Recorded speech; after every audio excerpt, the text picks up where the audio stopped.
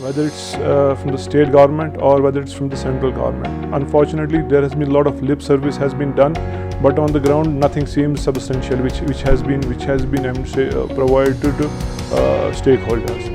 So if we go for the conservative estimates, one is a direct economic losses to the stakeholders. I believe it should be not less than, I believe, around 500 plus crores as of now. In the first case, post abrogation, that was virtually we all tourism stakeholders were caught unaware. Nobody was prepared for that.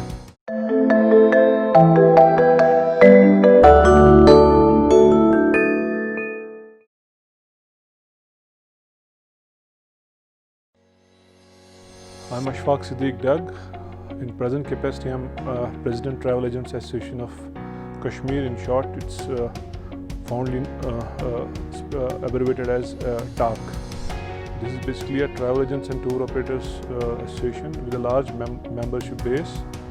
This association has been in inception since 2008, and our basic aim is promotion of tourism to this particular part of Kashmir.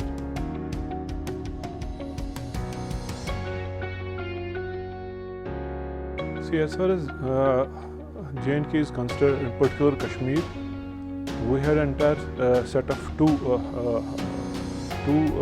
situations arose.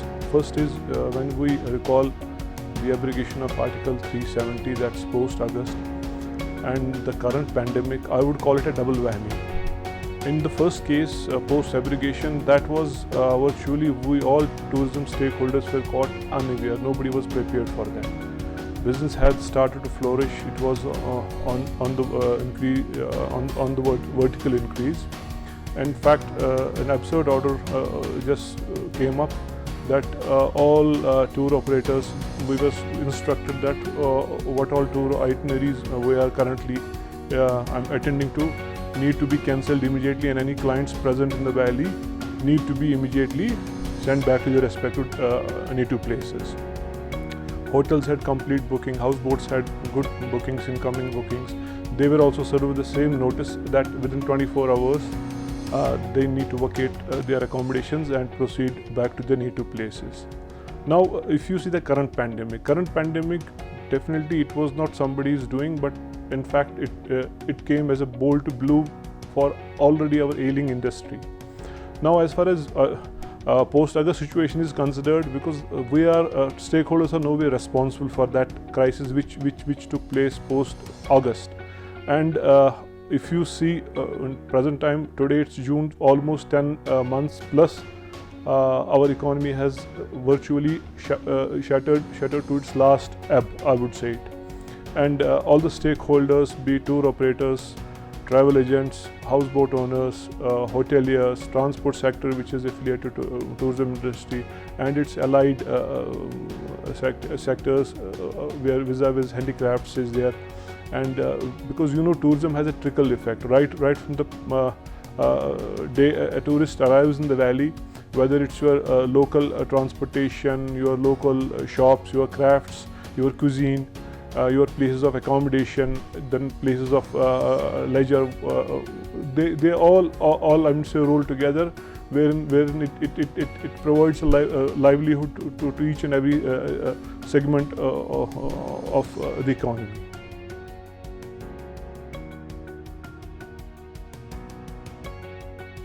See, first, if you see post-abrogation up till I believe March, when the lockdown was announced. Prior to that, so almost, if you calculate, there were almost some 7 months were already into this post-abrogation, I would say, effect, because complete lockdown was there. Communications were all terminated. Travel to this place, a lot of people who were intending, a lot of tourists who were intending to come down had a different change of plans. And because the situation was as such, it was quite, I would say, we won't call it volatile, but it was very apprehensive, because even if tourists wanted to, I would say, come down here, but the biggest turn down to him was that lack of communication, which was not here, accessibility to the internet. Because any tourist who comes down, he doesn't come purely for leisure. Also, he needs to be connected with his business 24/7 through internet. So coming to your question, wherein the losses you are telling, if we sum up both the losses vis-a-vis post August up till date, so if we go for the conservative estimates, one is a direct economic losses to the stakeholders. I believe it should be not less than, I believe, around 500 plus crores as of now. So, and if God forbid the situation continues, which unfortunately might continue, this year is totally gone as far as Kashmir tourism industry is considered. Next year I'm again a bit apprehensive, though I don't want to sound pessimistic, but situations as such post this pandemic, which has actually engulfed whole of the world, so tourism is the hardest hit sector as far as the economy of any country, any state is taken into consideration.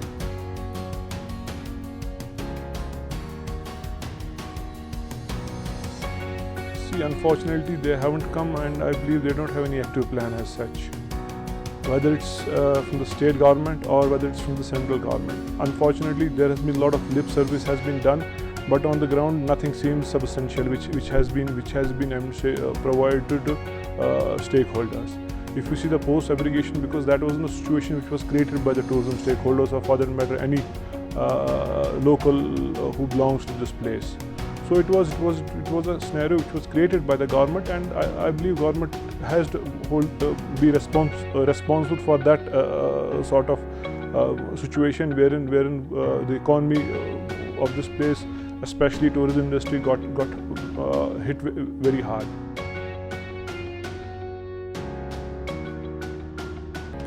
See, there are two aspects to this domicile law. One is a direct investment wherein entrepreneurs from the rest of the place might come in with a huge investment, whether it's hotels or any other tourism allied sector.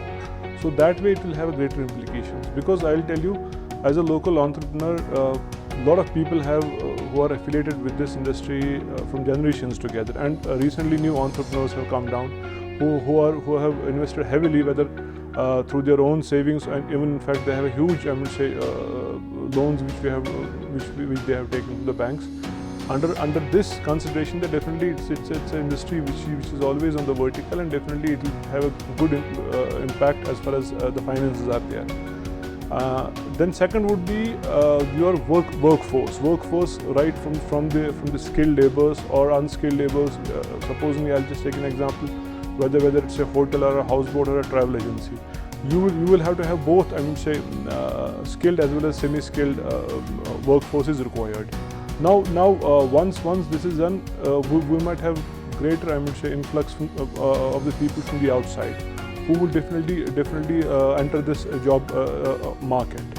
And if you see, it will have its implications, because if you see the current local setup here, no doubt we don't have much of I would say skilled laborers here, barring few I would say this management jobs, or for that matter sales job. The best thing which an entrepreneur used to actually provide to the locals here was that he used to lend them a practical knowledge. So they used to learn by practicing how exactly the scenario was, and all the skills were instilled him through a practical training. So that way the confidence level building used to come up. Plus he used to just work hard so that he could I would say refresh himself and.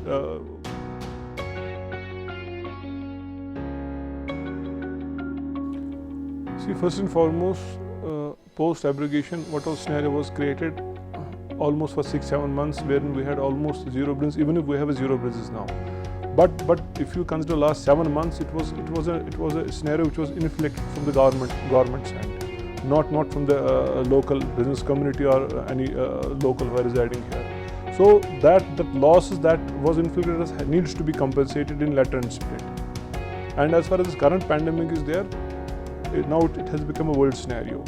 Unfortunately, tourism doesn't look a priority for the government as of now, because it seems their preferences are somewhere else. So if they are serious about, I would say, about this tourism industry, first and foremost, is that at least there has to be have a constructive approach. They have to I would say give us a helping hand, wherein they have to actually come with this. See, we have a lot of associations who are pan-India based.